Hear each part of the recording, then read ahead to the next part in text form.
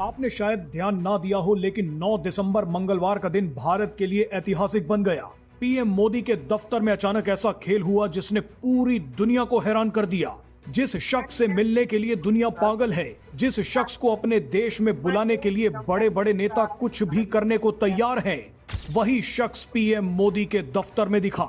और सिर्फ दिखा ही नहीं, इस शख्स ने पीएम मोदी से हाथ मिलाते ही ऐसा ऐलान कर दिया जिसने कई देशों को परेशान कर दिया है।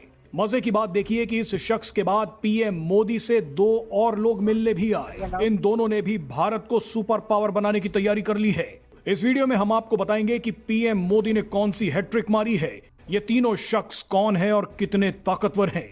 दरअसल सोमवार को डोनाल्ड ट्रंप ने भारत को नई धमकी देते हुए कहा कि मैं भारत के चावल पर टैरिफ लगाने पर विचार कर रहा हूं। मैं जानता हूं कि भारत को कैसे निपटाना है। लेकिन डोनाल्ड ट्रंप को झटका तब लगा जब अगले ही दिन दुनिया की 3 सबसे बड़ी आईटी कंपनियों के सीईओज पीएम मोदी से मिलने पहुंच गए। मजे की बात यह है कि ये तीनों आईटी कंपनीज अमेरिका की हैं। इन तीनों सीईओज में से एक के पीछे तो डोनाल्ड ट्रंप हाथ धोकर पड़ गए हैं। ये तीनों कौन है वो अब आपको बताते हैं।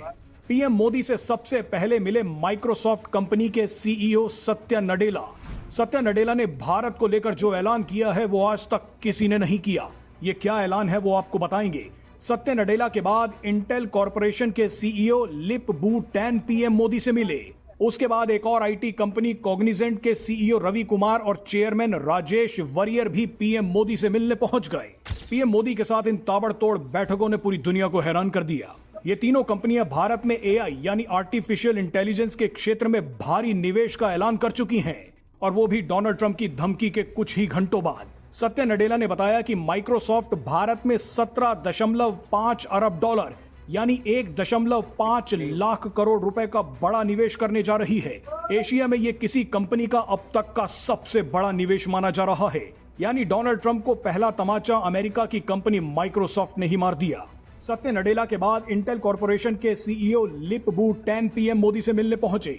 हैरानी की बात देखिए कि अमेरिकी राष्ट्रपति डोनाल्ड ट्रंप लिप बू टैन के पीछे पड़े हुए हैं।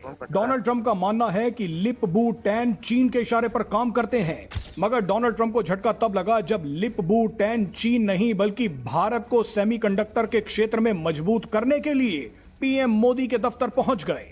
आपको बता दें कि दुनिया भर में सारी चिप्स इंटेल ही बनाता है।